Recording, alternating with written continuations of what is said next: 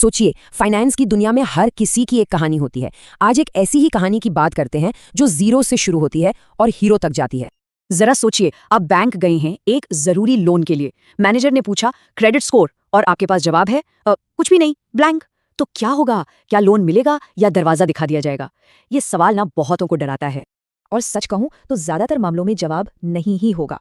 पता है, भारत में लगभग हर 3 में से एक लोन एप्लीकेशन बिना कोई खास वजह बताई रिजेक्ट हो जाती है। सोचिए कितना बुरा लगता होगा। और इस रिजेक्शन के पीछे अक्सर एक रहस्यमयी 3 डिजिट का नंबर होता है। एक ऐसा नंबर जो आपकी पूरी फाइनेंशियल लाइफ को कंट्रोल करता है। तो चलिए इस रहस्यमयी नंबर की गुत्थी सुलझाते हैं। आखिर एक छोटा सा नंबर इतनी सारी चिंताओं की वजह कैसे बन जाता है? तो ये क्रेडिट स्कोर है क्या चीज? सिंपल भाषा में समझे तो ये बैंक के लिए आपका फाइनेंशियल कैरेक्टर सर्टिफिकेट है। एक 300 से 900 के बीच का स्कोर जो बताता है कि आप उधार चुकाने में कितने भरोसेमंद हैं। लेकिन ये कहानी सिर्फ लोन तक ही नहीं रुकती।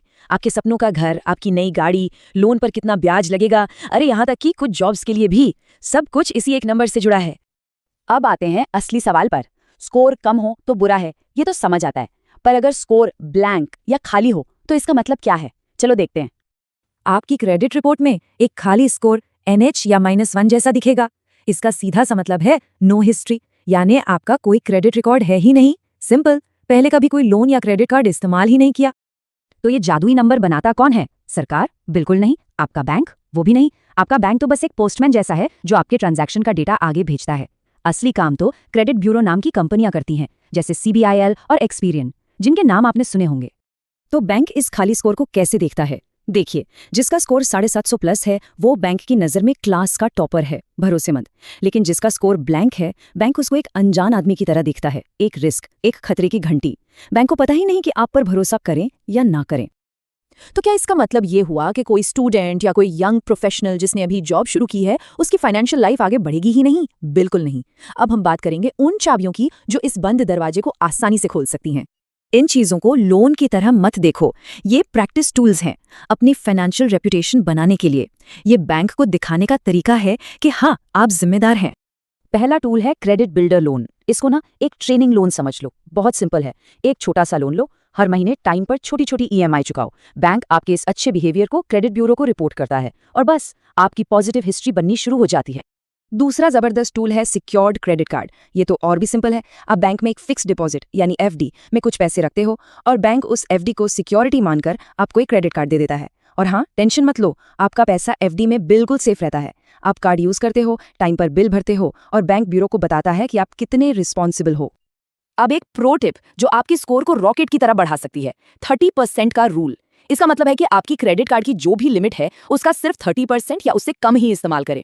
ये बैंक को सिग्नल देता है कि आप अपने खर्चों को कंट्रोल में रखते हैं। ये एक गोल्डन रूल है, याद रखना। चलिए अब आगे बढ़ते हैं और उन आम गलतियों को देखते हैं जो लोग शुरुआत में कर जाते हैं। इनसे बचना बहुत जरूरी है।